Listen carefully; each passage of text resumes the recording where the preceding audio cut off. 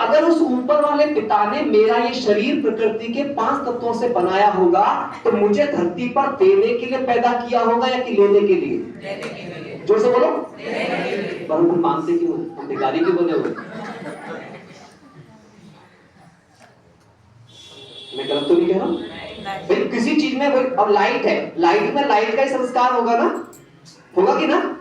कपड़ा है, कपड़े पे कपड़े का संस्कार होगा ना? ये अगर पंखा चल रहा है तो पंखे में पंखे का संस्कार होगा ना? बेडशीट में बेडशीट का संस्कार होगा ना? कार में कार वाले संस्कार होंगे ना? मतलब वही वाली आदतें होंगी, उसकी वही वर्किंग होगी ना? तो अगर प्रकृति के 5 तत्वों से ये बॉडी बनी हुई है और उनका संस्कार है देना, तो मेरा संस्कार क्या होना चाहिए था?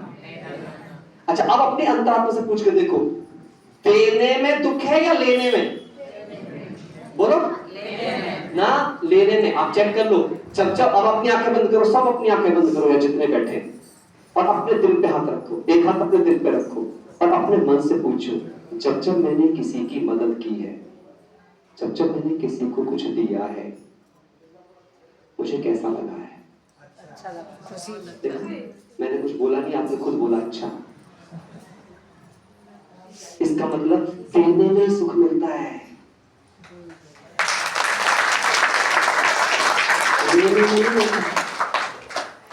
और एक खास बात देखो आप, जो मैं आपके सामने खड़ा हूं, ये 2 चीजों का कॉम्बिनेशन है। एक ये बॉडी है जिसे आप देख रहे हो, जिसे प्रमोद कुमार, जिसके बहुत सारे टाइटल दीदी ने बताए, वो इस बॉडी के है, रोल के। और एक इस शरीर को चलाने वाली शक्ति है जिसका नाम है, एक मुर्दे में और जिंदा में जो अंतर है उसका नाम है, मुर्दे की भी आंख है, मुर्दे के भी कान है, सुन नहीं सकता, देख नहीं सकता। जिंदा तो इन आंखों में देखने की शक्ति किसके कारण है? इन कानों में सुनने की शक्ति किसके कारण है? एक और बताऊं, हम कुछ साइंस वाले बैठे होते हैं, मैं फिजिक्स का लेक्चर रहा हूं 4 साल तक, तो मैं साइंटिस्ट कॉन्फ्रेंस में था। साइंटिस्ट कॉन्फ्रेंस में मैंने एक साइंटिस्ट से पूछा, क्या आत्मा को शक्ति कह सकते हैं? क्या आत्मा को एनर्जी कह सकते हैं? आप सब क्या कहेंगे, हाँ या ना? उसने भी बोला हाँ। तो मैंने अगला सवाल पूछा, अगर आत्मा एनर्जी है तो सभी आत्माओं का नेचर एक जैसा क्यों नहीं है? अभी इलेक्ट्रिसिटी चाहे इस बल्ब में आ रही है, चाहे इस बल्ब में आ रही है, इस पंखे में आए चाहे उस पंखे में आए, सेम बिहेवियर करेगी कि नहीं करेगी? अगर 220 वोल्ट पर है या 220 वाट पर है, जिस पर भी है, अगर एक उस पर है, एक जैसा व्यवहार करेगी नहीं करेगी? लेकिन यहां तो एक मां के 2 जुड़वा बच्चों का व्यवहार भी सेम नहीं होता। इसका मतलब आत्मा केवल एनर्जी नहीं है, आत्मा में एनर्जी है, लेकिन आत्मा बियॉन्ड द एनर्जी है। तो साइंटिस्ट ने कहा बात तो बिल्कुल लॉजिकल है। आप बता दो, यहां पर जितने बैठे हो, क्या आप सबकी एनर्जी एक जैसी है? क्या सबका सेम बिहेवियर है?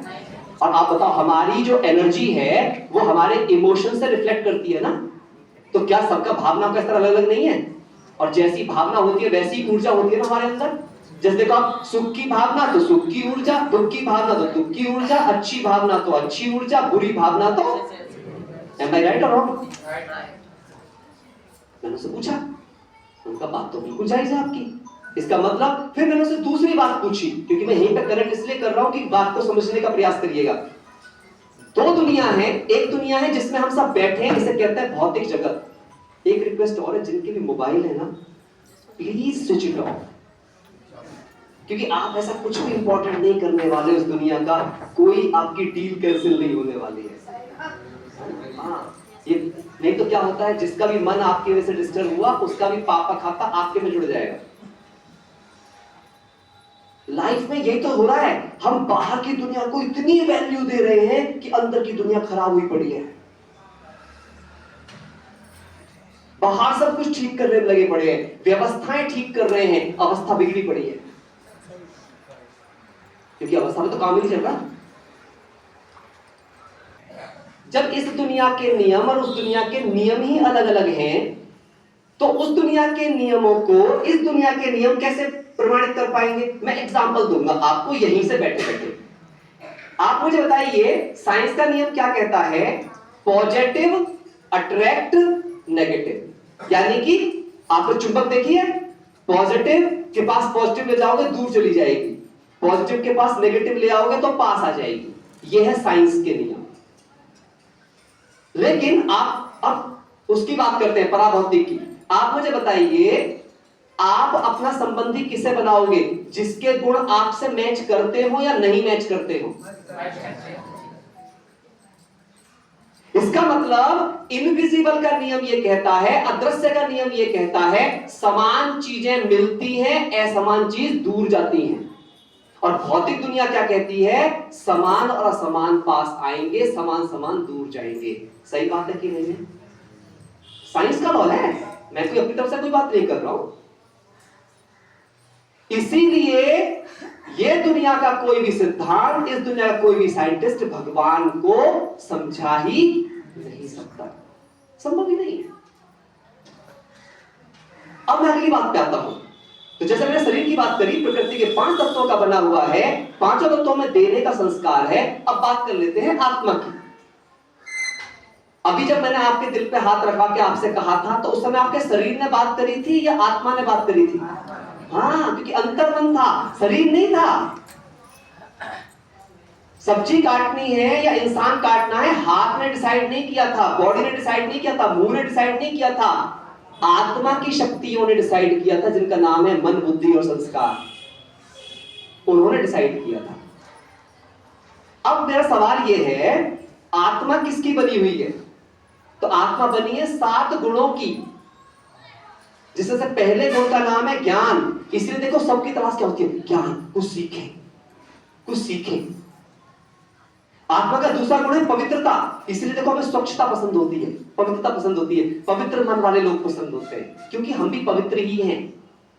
आप देखना, गद्दारों की दुनिया में भी ईमानदारी की कीमत होती है, मतलब दोनों की दुनिया में भी, आतंकवादियों की दुनिया में भी ऑनेस्टी की वैल्यू होती है, क्योंकि आत्मा तो वही है ना, आत्मा तो उनमें भी है ना। वहां भी बेईमानी और झूठ नहीं चलता। मैं गलत बोल रहा हूं या नहीं? सही बोल रहा हूं?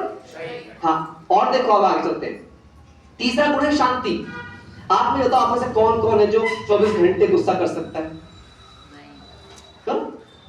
दिमाग की नस एक ही दिन में बराबर। आईसीयू और केस कौन? ऐसे होगा ना।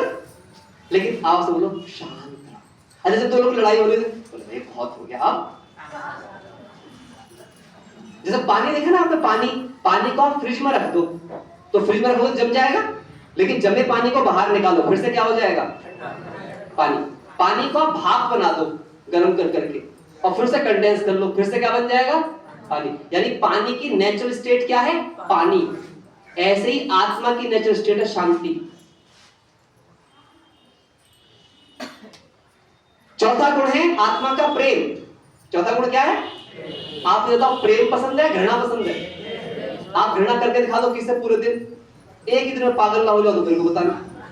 1 डे बहुत है पागल खाने भरने के लिए। नहीं कर सकते ना? क्या कहते हैं? भाई मिलजुल के रहो, प्रेम से रहो। हर कोई क्या मांग रहा है? 5वां गुण सुख। जहां प्रेम वहां सुख है, ये सुख बनता है। 6वां गुण है शक्ति, और 7वां आनंद। पर अब मेरी बात ध्यान से सुनना, ये इसी सीक्वेंस में है आत्मा के गुण। पहले आनंद नहीं आ सकता। जो पहले 6 गुण हैं उनके विलोम शब्द हैं। ज्ञान का अज्ञान है, पवित्रता का अपवित्रता है, शांति का अशांति है, प्रेम का घृणा है, सुख का दुख है, शक्ति का कमजोरी है। आनंद का कोई विलोम शब्द नहीं है। आनंद माना आनंद, मींस कंप्लीट। अब आप सोचना ध्यान से। अब और थोड़ा सा मैं आपको लेके जाता हूं। शरीर है, शरीर में पानी की कमी होती है तो हम पानी पीते हैं या पेट्रोल पीते हैं?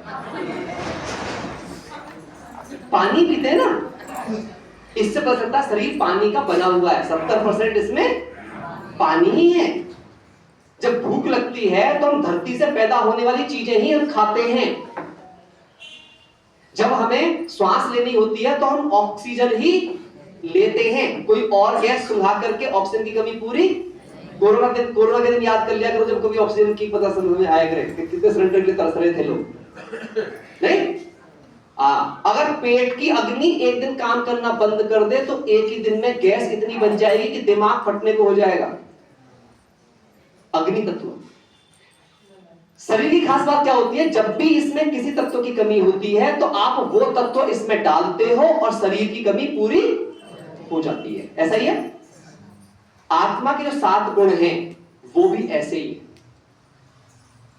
लेकिन शरीर के तत्व डालने पड़ते हैं तब शरीर पूरा होता है, आत्मा के तत्व दान करने पड़ते हैं तब पूरा होता है। कैसे? मैं एग्जाम्पल दूंगा, आप सब स्वीकार करेंगे, चाहे आप पहली बार आए चाहे कितनी बार आए।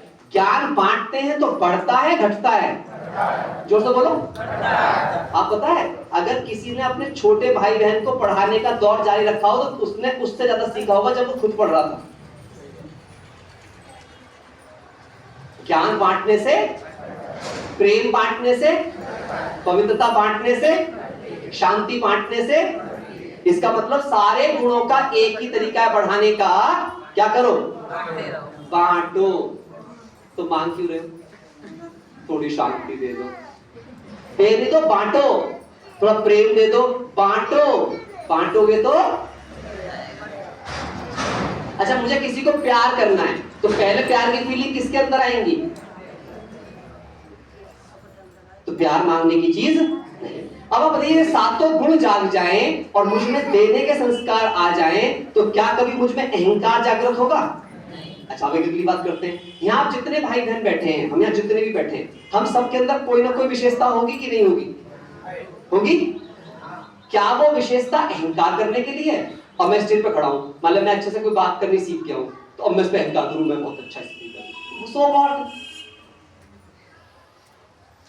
ये गुण मुझे अहंकार के लिए मिला है या सेवा के लिए मिला है? इस धरती पर हम जितने भी लोग पैदा हुए हैं वो सेवा के लिए हुए हैं या अहंकार के लिए पैदा हुए हैं? जोर से बोलो। सेवा के लिए। पक्की बात ना? अच्छा, अब सेवा जब करते हैं तो सेवा करने वाले कोई अधिकार होता है क्या? सेवा का कोई अधिकार होता है?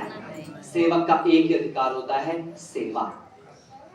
आप देखो कहीं पर भी नौकरी निवृत्ति शब्द नहीं होता है। रिटायरमेंट का नाम क्या नाम होता है? सेवा निवृत्ति। क्या शब्द है? एक कारण। दूसरी बात पे आ जाते हैं, जितने भी हम सब इस धरती पर पैदा हुए हैं हम सबको कर्म करने पड़ेंगे क्योंकि कर्मों का संसार है। तो मुझे देखिए, कर्म करने का कारण क्या है? कर्म करने का कारण क्या है? शरीर की पालना नहीं, केवल 2 कारण है। या तो हम कर्जा चुका रहे हैं या तो हम पुण्य जमा कर रहे हैं। और अब मेरी बात बहुत ध्यान से सुनना, क्या आप और हम, एक गहरा इमोशन होता है जो सबको चोट पहुंचाता है, राज्यों के पास सिखाएगा, मैं यहाँ पे द्वार से कनेक्ट करके वापस लेके आऊंगा आपको। आप सबको बोर तो नहीं हो रहा है? बात समझ में आ रही है? पहुंच रही है आप सब तक बात? हाँ, है ना? मेरे को नीलम जी का, अगर आपको लगे कि मैं टाइम खराब कर रहा हूँ तो आप मुझे बता सकते हो। किसी के मन में कोई भी सवाल भी उठता है तो अपने सवाल लिख लो, बाद में सवाल भी ले सकते हैं, उसकी भी कोई दिक्कत नहीं। ठीक है? क्योंकि मकसद ये है कि जब आप यहाँ पर बैठे हैं, आप यहाँ टाइम निकाल करके आए हैं, तो आपको पता चलना चाहिए कि आत्मबल को मजबूत कराने के लिए राजयोग की कौन सी विधियां हैं जो आपको अंत तक लेके जाएंगी। वो कहते हैं सबसे ज्यादा ताकत किस चीज में होती है? समझ में होती है। कहते हैं ज्ञान उजाला है और अज्ञान अंधकार है। आप देखो जीवन में जितनी भी उलझने हैं आपके में, वो समझदारी कारण से या नासमझी कारण से? अच्छा, जितने भी कार्य करने आपको समझ में आ जाते हैं, टेंशन रहती है? एक ऑफिस में किसी व्यक्ति को काम करने लगातार समझ में आते जाए, टेंशन होगी? नहीं। हाँ, कोई भी है इस दुनिया में, नासमझी में कष्ट है और समझदारी में कोई कष्ट नहीं है, सदा आराम आराम है। इसलिए कहते हैं समझ ही शक्ति है और समझ ही शांति है। आप देखो, आप बड़े परेशान से हो रहे हो, क्या करूं क्या करूं क्या ना करूं, क्या करूं समझ नहीं आ रहा, क्या करूं, लेकिन तुरंत कोई आए और ये ऐसे कर लो, अंदर क्या होगी तुरंत? इसीलिए ज्ञान आधार है शक्ति का और ज्ञान ही आधार है शांति का। जब सही समझ में जाता